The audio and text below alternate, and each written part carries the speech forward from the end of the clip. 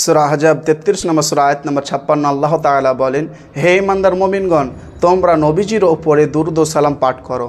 সুনানে আবু দাউদ 1047 নম্বর হাদিস, রাসূলুল্লাহ সাল্লাল্লাহু আলাইহি ওয়াসাল্লাম বলেন, তোমরা জুমার দিন বেশি বেশি করে আমার ওপরে দুরূদ পাঠ করো। দুরূদ পাঠ করলে উপকারটা কি? রিয়াজুস সালিহিন 1406 নম্বর হাদিস, রাসূলুল্লাহ সাল্লাল্লাহু আলাইহি ওয়াসাল্লাম বলেছেন, যারা বেশি বেশি করে দুরূদ আমার ওপরে পাঠ করবে তারা কিয়ামতের দিন আমার নিকটবর্তী হবে। দ্বিতীয় নম্বর উপকার হচ্ছে সহিহ মুসলিম 798 নম্বর হাদিস, যে ব্যক্তি আমার ওপরে একবার দুরূদ পাঠ করবে আল্লাহ তাআলা তার উপরে 10টি রহমত বর্ষণ করবেন। তাহলে আসুন আমরা নবীজির ওপরে দুরূদ পাঠ করি। আল্লাহুম্মা সাল্লি আলা নবিয়্যিনা মুহাম্মদ ওয়া আলা আলি মুহাম্মদ কামা সাল্লাইতা আলা ইব্রাহিম وعلى آل إبراهيم إنك حميد مجيد. اللهم بارك على محمد وعلى آل محمد كما باركت على إبراهيم وعلى آل إبراهيم إنك حميد مجيد.